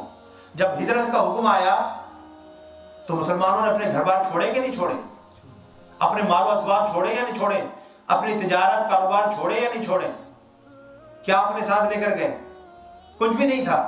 تبھی حضور نبی اکرم صلی اللہ علیہ وسلم نے مواقعات قائم فرمائی تھی نا، کہ مہاجرین اور انصار کے درمیان مواقعات، برادرہڈ قائم کر دی کہ یہ مہاجر اس انصار کا بھائی ہے۔ پھر انہوں نے اپنی جائیدادیں بھی ان کے ساتھ شیئر کی، سارے معاملات جو ان کے ساتھ شیئر کی۔ تو کہنے کا مقصد یہ ہے کہ یہ حکم کی یہ اہمیت ہے۔ تو مسلمانوں نے یعنی کہ جب حکم آیا ہجرت کا، ہجرت کر گئے۔ کتنی پریشانیاں شیب ابی طالب کے اندر، 2.5 سال مسلمان پتے کھا کر اور درختوں کی جو کھال ہوتی ہے، پیلنگ ہوتی ہے، اس کو کھا کر اور بھگو بھگو کر کھا کر جو اس میں گزارا کرتے رہے۔ پھر جب جنگ کا موقع آیا وہ قتل کرنا ہی ہے نا، جنگ میں جانے پتہ ہے کون واپس آئے گا۔ اللہ کی طرف سے جب حکم ہوا تو اب جنگ بدر، جنگ احد، یعنی کہ پیچھے نہیں ہٹے، قدم آگے بڑھاتے رہے، پیچھے نہیں ہٹایا۔ تو اللہ فرماتے ہیں کہ اگر یہ اس پر عمل پیرا ہو جاتے تو ان کے لیے بہت بہتر ہوتا اور ایمان پر بہت زیادہ ثابت قدم رکھنے والا ہوتا۔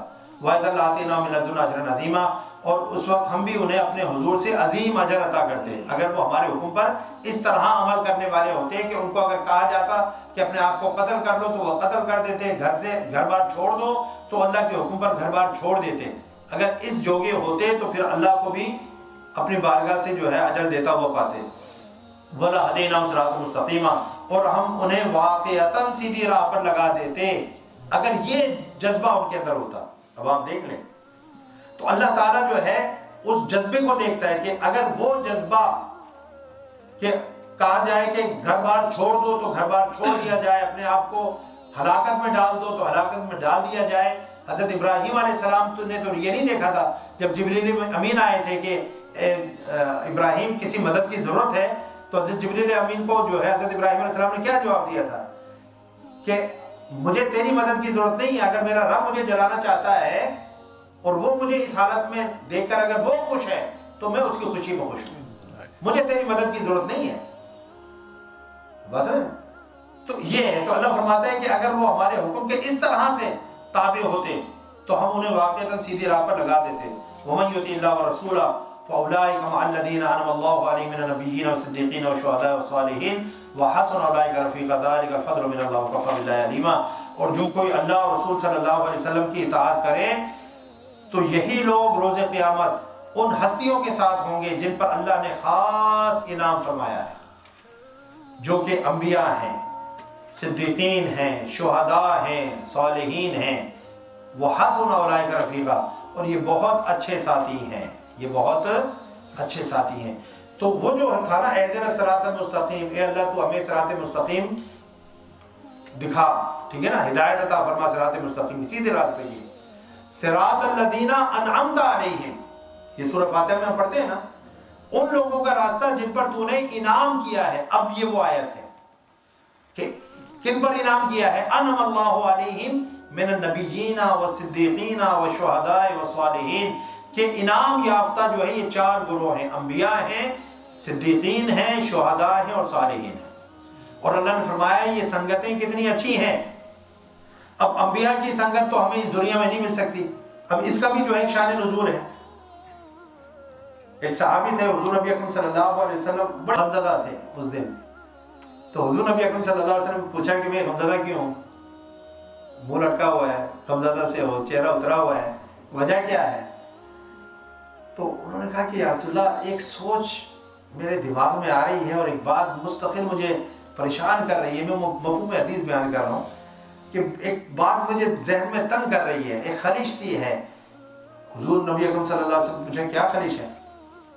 اس نے کہا کہ خلش یہ ہے کہ یہاں پر دنیا میں اللہ نے ہمیں آپ کی جو سنگت عطا فرمائی ہے، ہم آپ کی جو ہے صحبت میں آ کر بیٹھتے بھی ہیں اور جی بھر کر آپ کو تکتے بھی ہیں، سمجھے نا، یہ سارے معاملات ہیں. لیکن آپ تو نبی ہیں اور آپ تو سید الانبیاء ہیں. جنت میں جب یعنی کہ اللہ تعالیٰ آپ کو بھیجے گا تو آپ کا تو مقام و مرتبہ بہت اونچا ہوگا، بہت اونچا ہوگا. اور ہم جو ہے جنت میں ہوں گے تو ڈیفینیٹلی اس درجے میں نہیں ہوں گے. تو ہم آپ کی کس طرح سے زیارت کر سکیں گے، کس طرح سے زیارت کر سکیں گے؟ اللہ تعالیٰ نے یہ آیت نازل کہ جو اللہ اور اس کے رسول کی اطاعت کرے گا، اطاعت شرط ہے، تو اللہ تعالیٰ اس کو جو ہے کمپنی میں ان لوگوں کی کمپنی عطا فرمائے گا قیامت میں جو یعنی کہ شہداء ہوں گے، صدیقین ہوں گے، صالحین ہوں گے، انبیاء ہوں گے، ان کی کمپنی ان کو نصیب ہوگی. اب یہاں پر جو ہے ایک سوال یہ پیدا ہوتا ہے کہ بھئی انبیاء تو ڈیفینیٹلی ان کا رتبے بہت ہائی ہوں گے، بہت یعنی کہ اونچے مقام پر ہوں گے، تو اب جو ان سے محبت کرنے والے ہوں گے ان کو بھی اسی درجے کے اندر رکھنا، یہ تو پھر ظلم بھی ہے نا کہ انبیاء کا جو مقام و مرتبہ ہے عام آدمی کو بھی وہی مقام و مرتبہ جو ہے. تو کمپنی میں ہونے کا مطلب ہرگز یہ نہیں ہے کہ سیم درجے میں ہوں گے، بلکہ مطلب یہ ہے کہ ایکسیس ہوگی، آنا جانا ہوگا. بھئی جس طرح حضور نبی اکرم صلی اللہ علیہ وسلم اپنے گھر میں رہتے تھے نا، صحابہ کرام مسجد نبوی میں آتے تھے، حضور باہر تشریف لاتے تھے، وہ زیارت کرتے تھے، حضور کی صحبت میں بیٹھتے تھے. پھر وقت ہو جاتا تھا حضور اپنے کاشان اقدس میں واپس تشریف لے جاتے تھے. صحابہ کرام وہیں پر بیٹھے رہتے تھے، اپنے گھروں کو چلے جاتے تھے، کام کاج پر چلے جاتے تھے.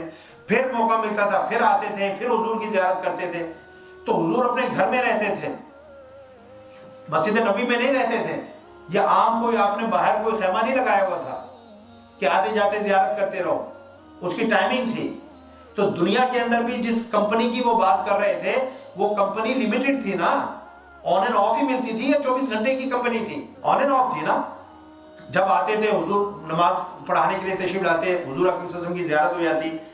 तो हम उस कंपनी की बात कर रहे थे ना कि यहाँ तो हम आते हैं, आपकी सोबत में बैठते हैं, आपकी ज़ियारत कर लेते हैं। ज़हन में रखें किस कंपनी की बात हो रही है? जो दुनिया में भी ऑन एंड ऑफ मिलती थी।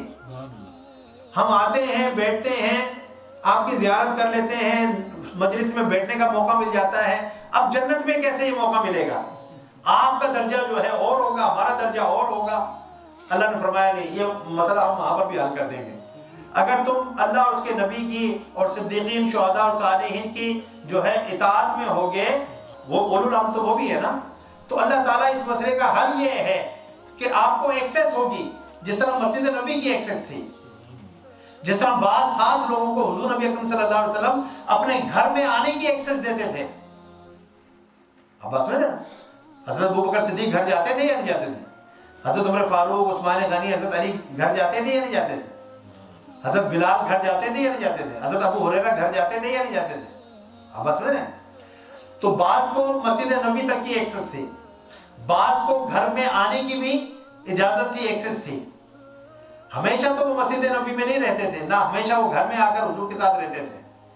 तो उसी कंपनी की बात हो रही है कि ये कंपनी हमें दुनिया में मुयस्सर थी, इससे ज्यादा की तो चाहत नहीं थी ना उनको। तो अल्लाह ने फरमाया कि ये तो कंपनी हम उधर भी दे देंगे, एक्सेस होगी। जो अल्लाह और उसके रसूल के मुती फरमाबरदार होंगे, अंबिया और शुहदा, सिद्दीकीन, सालिहीन, जिनके साथ आप मोहब्बत करते होंगे, उन तक आपकी एक्सेस होगी।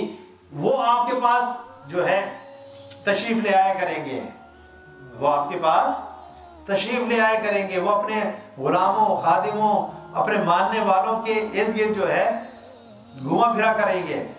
अब बात समझे ना? तो मसला कोई नहीं है। अल्लाह अकबर। अल्लाह फरमाए ये कंपनियां जो है वो कितनी हसीन है। अब यहां पर आप ये देख लें कि 4 कैटेगरीज के अंदर जो पहली कैटेगरी है वो नबी है। अब नबूवत के बाद सिर्फ दूसरा दर्जा जो है वो है विलायत का। हर नबी वली होता है, हर नबी वली होता है। वली का माना क्या है? दोस्त, अल्लाह का दोस्त। तो नबी अल्लाह का दोस्त नहीं है। तो नबूवत में विलायत का माना पाया जाता है। तो हर नबी, हर रसूल वली होता है, लेकिन हर वली नबी और रसूल नहीं होता। तो कैटेगरीज 2 बन गई, नबी और वली, नबूवत, विलायत। अब बिना नबीयीना कहकर नबूवत को बयान फरमा दिया, नबूवत को बयान फरमा दिया। यानी 4 जो तबके हैं नाम याफ्ता लोगों के, उसमें से पहला तबका कौन हो गया? अंबिया का। अब अंबिया को बयान कर दिया, नबूवत का दर्जा बयान कर दिया। अब उसके बाद क्या है? नहीं, मैंने आपको बताया था 2 ही हैं, नबूवत और विलायत। नबूवत और नबी या वली, ठीक है ना। अब दूसरा दर्जा रह गया विलायत। नबूवत का तो बयान हो गया, मैंने नबीयीन कहकर वो पहला दर्जा तो बयान हो गया नबूवत का। अब रह गया विलायत। अब इधर 3 जो है गुरोह बयान हुए हैं, सिद्दीकीन, शुहदा और सालिहीन। इसका मतलब ये है कि ये तीनों जो गुरोह हैं ये विलायत के मुख्तलिफ दर्जात हैं। क्या? ये विलायत के मुख्तलिफ दर्जात हैं। ये सिद्दीकियत ये सबसे ऊंचा दर्जा है विलायत का। फिर जो है शुहदा और फिर सालिहीन। सालिहीन में बहुत सारे जो है लोग आ जाते हैं, ठीक है ना। ये बात समझ आ गई आपको? ज़ालिकल फ़ज़्लु मिनल्लाह व कफ़ा बिल्लाहि अलीमा। ये फजल खास अल्लाह की तरफ से है और अल्लाह जानने वाला काफी है। तो ये जो फजल है कि अल्लाह ताला जो है आखिरत के अंदर, जैसा हदीस में भी आता है कि दुनिया के अंदर जो 2 अशखास एक दूसरे से अल्लाह के लिए मोहब्बत करते होंगे, चाहे एक मशरिक में रहता हो, एक मगरिब में रहता हो, चाहे सारी जिंदगी वो एक दूसरे के साथ मिले भी ना हो, कोई मुलाकात मीटिंग ना हुई हो, लेकिन सुना हो और उस सुनने की वजह से जो है वो अल्लाह से मोहब्बत करते हो। जिस तरह कल हमारे मुफ्ती गुलाम रसूल साहब जो है बयान फरमा रहे थे कि वो हुजूर सैयदी शेखुल इस्लाम का लिखा हुआ जो सलाम है और वो नात है, तो एक शख्स जो है वो मस्जिद नबी के अंदर वो पढ़ रहा था और यानी कि وہاں زیادہ اونچی آواز کے اندر بھی نہیں پڑھ سکتے. تو ایک ساتھ جو ہے ایک عربی شخص جو ہے وہ کھڑا ہوا تھا, تو اس نے جب وہ سنا تو اس نے کہا کہ یہ کلام جو کس کا لکھا ہوا, عربی زبان میں وہ کلام ہے, یہ کلام کس کا لکھا ہوا ہے؟ تو اس نے کہا یہ ہمارے شیخ ہیں, شیخ الاسلام ڈاکٹر محمد طاہر القادری. اس نے جب نام سنا تو اس نے کہا کہ یہ تو میرے بھی شیخ ہیں, یہ تو میرے بھی شیخ ہیں. اس نے کہا جی آپ کون ہیں, کبھی آپ کی ان سے ملاقات ہوئی؟ کہتے نہیں میری کبھی ان سے ملاقات تو نہیں ہوئی, لیکن وہ میرے بھی شیخ ہیں اور میں فلسطین کی مسجد کا امام ہوں. تو ملاقات بھی نہیں ہوئی اور آپ ان کو اپنا شیخ بول رہے ہیں, تو یہ کس طرح سے؟ اس نے کہا میں ان کی حدیث کی کتاب المنہاج السوی پڑھتا ہوں, اس کتاب کی نسبت سے وہ میرے شیخ ہیں. سبحان اللہ.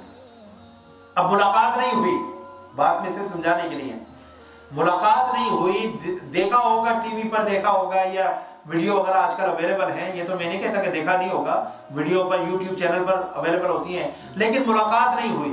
کتابوں کے ذریعے سے ایک تعارف ہے, لیکن دل جو ہے اس کے اندر محبت ہے اللہ کے لیے, اس کے دین کی نسبت سے, اس کے نبی کی حدیث کے ذریعے سے. حضور نبی اکرم صلی اللہ علیہ وسلم نے فرمایا کہ دو لوگ جو آپس میں دنیا میں ایک دوسرے سے محبت کرتے ہوں گے, کبھی ایک دوسرے سے ملے نہیں ہوں گے, جب وہ جو ہے اور رہتے مشرق و مغرب میں ہوں گے, یعنی بہت دور دور رہتے ہوں گے, جب وہ جو ہے قیامت کے اندر آئیں گے, اللہ تعالیٰ اس محبت کی وجہ سے جس کی بنیاد دین تھی, اللہ اس کے نبی کی نسبت تھی, اس کی وجہ سے اللہ تعالیٰ جو ہے ان کو یکجا فرما دیں گے, ان کو ایک فرما دیں گے, ان کو یکجا فرما دیں گے کہ تم آپس میں محبت کرتے تھے, اچھا تم بھی منہاج القرآن سے تھے, تم بھی منہاج القرآن سے تھے, تم بھی منہاج القرآن سے تھے, تم بھی منہاج القرآن سے تھے, ہاں جی, یہ بھی حنیف بھی منہاج القرآن سے, وہ بھی عامر, یہ سب جو ہے عبداللہ ممبر ہیں منہاج القرآن سے ہیں.